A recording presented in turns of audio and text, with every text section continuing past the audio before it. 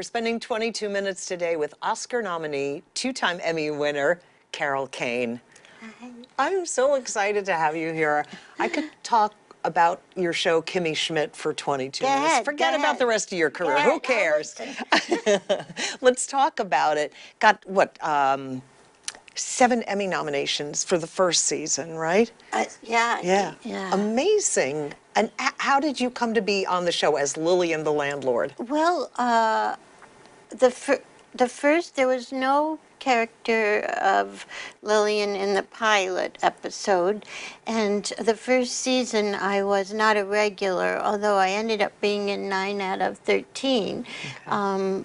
But they considered me a guest star, and then I guess, I think that Kimmy's character and Titus's character and I became sort of a close-knit team over the course of the first season, and now second season I am a regular, and I just, it was one of those insanely wonderful opportunities that just, I got a call, come in and talk to us, and would you like to do this? Yeah. Which is rare in show business. No matter how many years you're in it, you usually have to prove yourself each time out and audition and whatever. Was the us Tina Fey and Robert Carlock? It turned out to be Robert Carlock and Tina's husband, Jeffrey Richmond, who's the composer, brilliant composer, for every piece of music on the show, because Tina was elsewhere engaged. She is juggling so many balls in the air at any one time. So it turned out to be the two of them, but with Tina's blessing, you know. Right. And I when I first heard about the series, I said, okay, so it's about this woman who was being held prisoner in a bunker for 15 years, one of these like ripped out of the headline stories, but it's a zany comedy, and yet it's dark. How do you guys pull that off? Because it's hilarious. It's just the writing being so great, and also the style. I think we're not winking at the audience, so it's not, look how funny we are, so that the darker elements or darker moments are left alone as serious, and then the writing is so hysterically funny around that. Right. And you mentioned Lillian initially, and I noticed this too, after I had seen the first season, and I'm on episode 10 or something of the second season. And one of the first things we remarked upon when I was watching it with my family in the first few episodes of season 2, we said, there's more Lillian this time. All right. So how did that evolve? Was it an audience thing? People demanded more Lillian in the show? Or yeah, that's what happened. No, I have no idea. I only know that, we come in on a Wednesday at lunchtime, and we sit around and we read the script, and this year I had more to do. That's Tina and Robert. I don't know how that happened, but I'm grateful for it. Now, does being on Netflix change the series? The first season, correct me if I'm wrong here, was that actually shot to be an NBC series? Yes, it was to be NBC because 30 Rock had been on NBC, and then for some reason they did not feel that it fit into their scheduling, and they It was a scheduling thing? It wasn't like, oh, it's too dark because she was in a bunker? Or I think, they didn't have a comedy night, I believe. I mean, I don't sit around talking at length about the programming, but I think they didn't have a comedy night, and that Tina and Robert wanted to have it on, and they gave their blessings to partner with Netflix, and they wanted to just get it on the air and not wait and let it die, because when you wait, things die, and so that's what happened. But as you can see, the first season is very risque in a lot of ways, and I don't feel that being on Netflix has changed the language or the nudity factor or whatever. The best thing about it is that we get a little more time. It doesn't have to fit into the commercial slot of 22 minutes. So we get a little more breathing time. They can get in a few more jokes, things like that. An extra scene maybe, And the jokes are rapid fire. As with 30 Rock, I sometimes feel when I'm finished watching, well, I need to rewind to hear the lines again. And you are the queen of the one line. Do you know that there's a whole montage of Lillian on YouTube? Oh yeah, one line right after the next. Well, Oh yeah. thank you, Robert and Tina. Bless you. Yeah, they're so. But Jane Krakowski, who's on both, of course, says that Kimmy is nothing speed-wise compared to 30 Rock, and that they all learned to talk really rapidly on 30 Rock so that their jokes wouldn't get cut, because they did have to fit into that 22 minutes, and so that they just all talked faster and faster, so not to get cut. But it's kind of a breathtaking speed, I think. Yeah. For me, it is. At least. Now, your character Lillian, the landlord, with the great one. By the way, one of the liners that she had that I cracked up. It said, "Turn the TV down. I can't listen to a woman deliver the news." Yes, I know. Come on, Lillian. I don't know. You know, when I had that, well, pardon me, I touched my microphone. When I was given that line, I asked like 3 times, "What do you mean? What do you mean by that?" And they just want that to be an aspect of my character, that I'm, you know, from another time, and that I, you know, have my.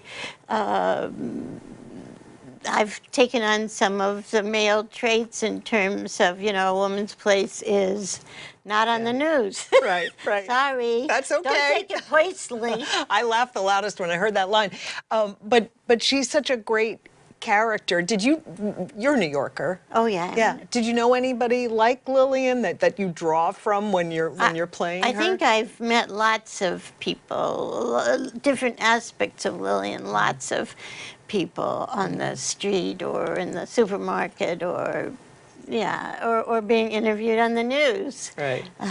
So, I mean, and I think that was Tina's idea, that she would represent a certain dyed-in-the-wool New York woman that was not wealthy at all. Just kind of scrapping by. Yeah. And now she has, we've learned about Lillian's love interest, that scene with you and Fred Armisen sitting on the suitcase. He's playing the ukulele. What was it like working with? My boyfriend Bobby Durst is who you're referring to, right.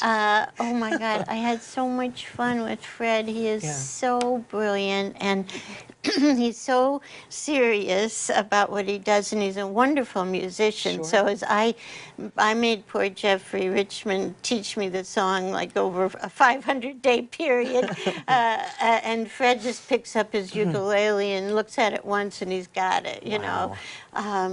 Under a Manhattan Moon. Under a Manhattan Moon. It's a sweet moment in the show.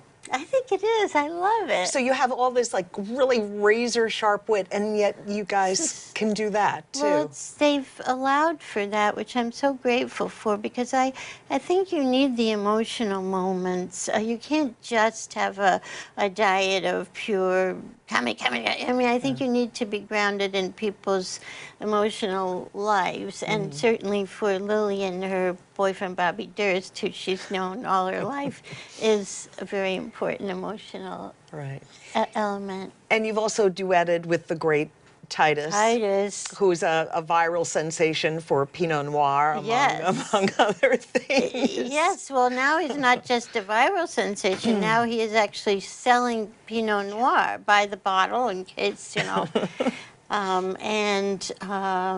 I actually did a little commercial with Titus. Just he shot a little thing for Pinot Noir where I got to slap him, which was his idea. You can probably look it up on one of those things that you look things up on, a little viral commercial. And he said at the end of it that I was to slap him really hard.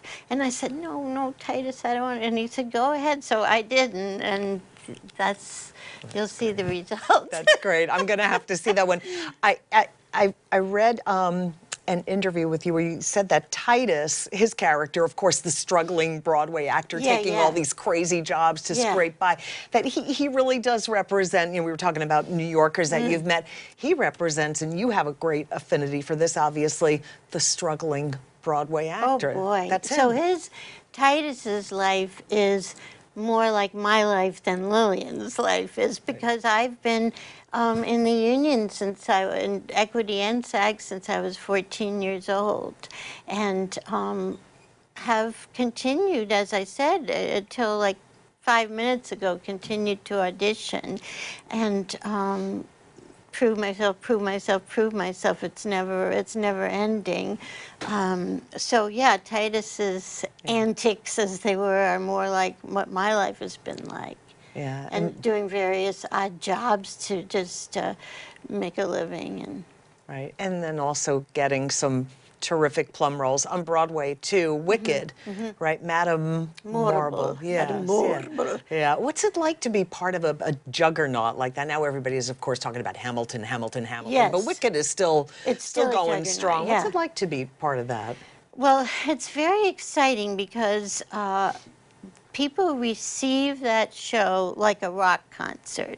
You know, they love you before you hit the stage, and they love those songs. They know all the songs, and many people have seen it like 10 times, although Lord knows how they've got that much money because the tickets are expensive. But there is a lottery where you can sit in one of the first rows for $25. Every show has a lottery. And so there's that, and then there's also an odd element in that you know the show is going to go on with or without you, you know. So like if you get hit by a truck, the matinee's still gonna start, you know. Right. But there's something great about that, and that if you're sick or whatever, you don't have to feel terrible panic. And then there's something odd about it because it is this big machine that needs to keep going.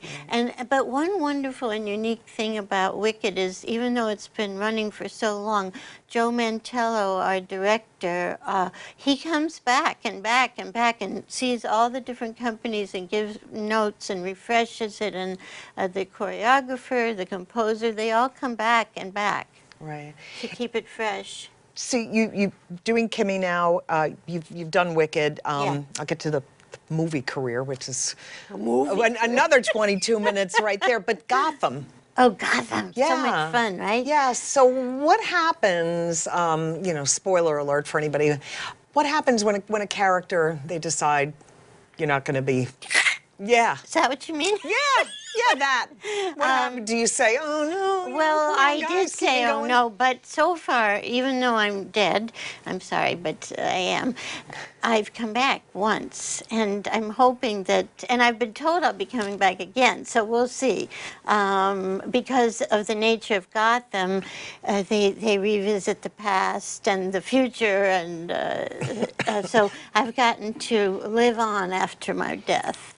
You mentioned earlier that you've been acting since you were a teenager. You got your big role at, what, 17 or 18 years old with Mike Nichols in Carnal Knowledge? Well, yes, my first real role in a movie, because I had done a lot of extra work, which one does to pay the bills. My first real role was in Mike Nichols' directed Jules Pfeiffer written movie called Carnal Knowledge with Jack Nicholson and Arthur Garfunkel and Anne Margaret and Candy Bergen. Very racy movie at the time. It was a racy movie, but it's I think an important movie and brilliant, and it really holds up. And that was just a miracle in my life to get to work with Mike Nichols in my first serious role, and nothing will ever, I don't think anything will ever top that, you know.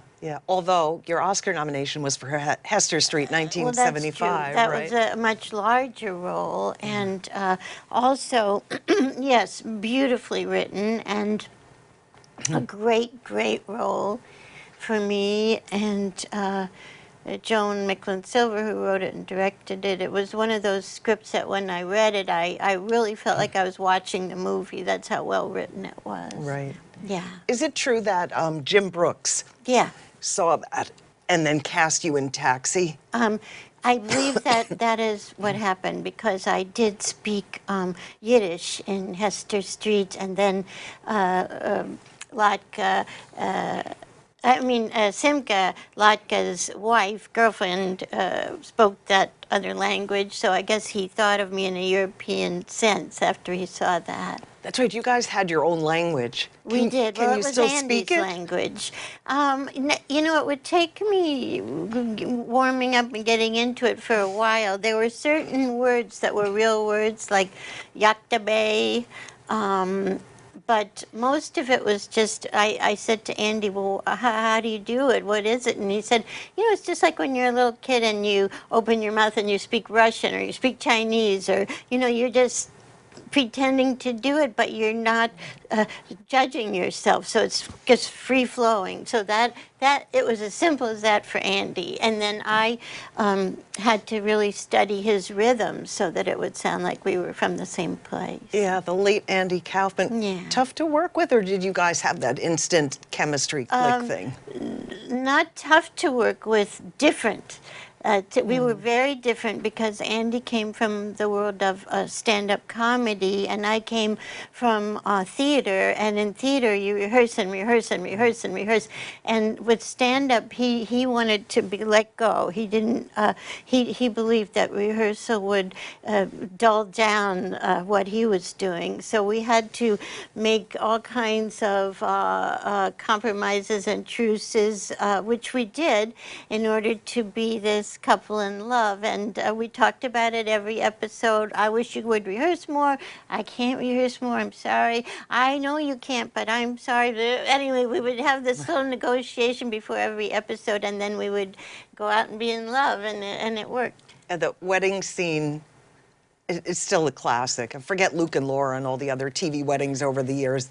That's the one. But again, see, this is how lucky I am that I had the writing of Taxi, Jim Brooks, Ed Weinberger, Stan Daniels, and then I fell into a show with Tina Fey and Robert Carlock. I mean, for me, the writing is 90% of everything. If it's not on the page, it won't happen. And I've just been lucky to have great writers. You hear some actresses complain about, oh, there aren't good roles for women after a certain age. Yeah.